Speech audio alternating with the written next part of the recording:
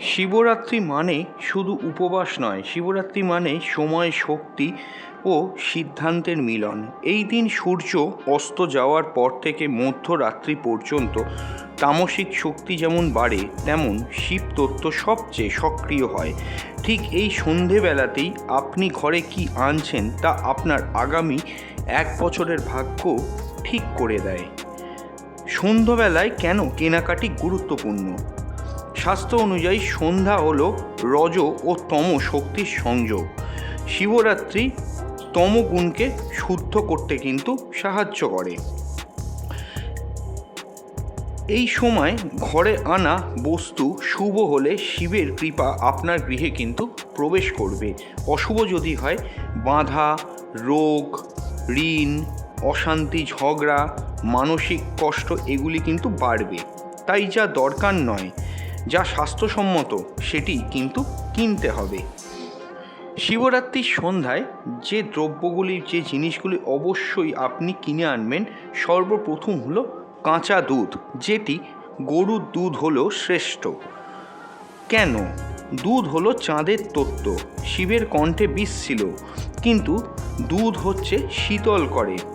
বিশ্বাস করা হয় শাস্ত্র অনুযায়ী শিবরাত্রির সন্ধ্যায় কেনা দুধ দিয়ে অভিষেক করলে মানসিক অশান্তি কমে, সংসারে শান্তি আসে, ঘুমের সমস্যা কমে। কোনো প্যাকেটের দুধ নয়, সম্ভব হলে খোলা দুধ ক্রয় করার চেষ্টা করুন।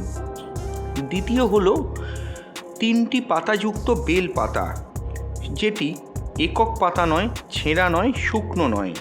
3টি পাতা হলো ব্রহ্মা, বিষ্ণু, মহেশ্বরের প্রতীক।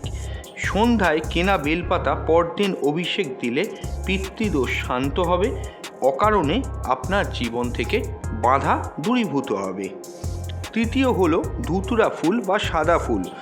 যদি আপনি ধুতুরা ফুল না পান, সাদা আকন্দ, সাদা গোলাপ, তবে কখনোই লাল ফুল নয়, কারণ ভগবান শিব তামসিক দেবতা, সাদা রং তার অত্যন্ত প্রিয়।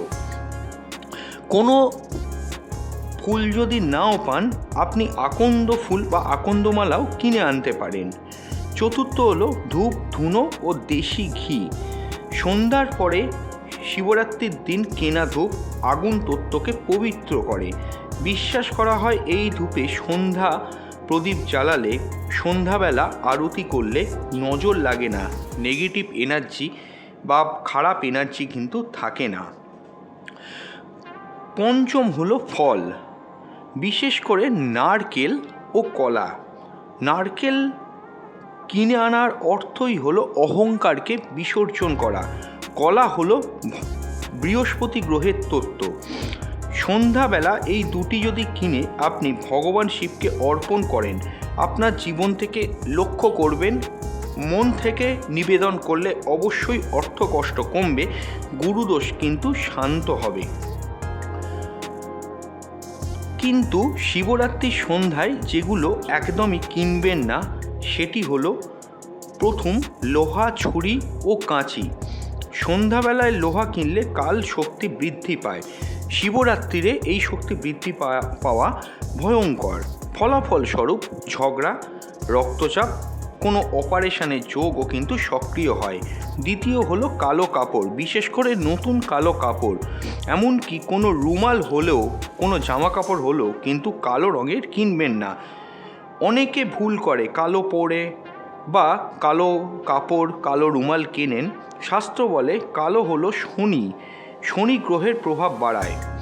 শিবরাত্রিতে রাতে কালো কেনা মানে ভগবান শিবের নয়, ভগবান শনির আহ্বান করছেন। তৃতীয় হলো মাংস, মাছ, ডিম।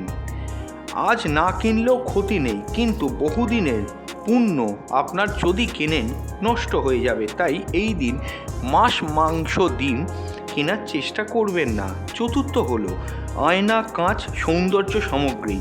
বিশ্বাস করা হয় শিবরাত্রির সন্ধ্যায় যদি আপনি আয়না কেনেন, তাহলে আপনার সম্পর্ক ভেঙে যাবে, দাম্পত্য জীবনে সন্দেহ কিন্তু বাড়বে।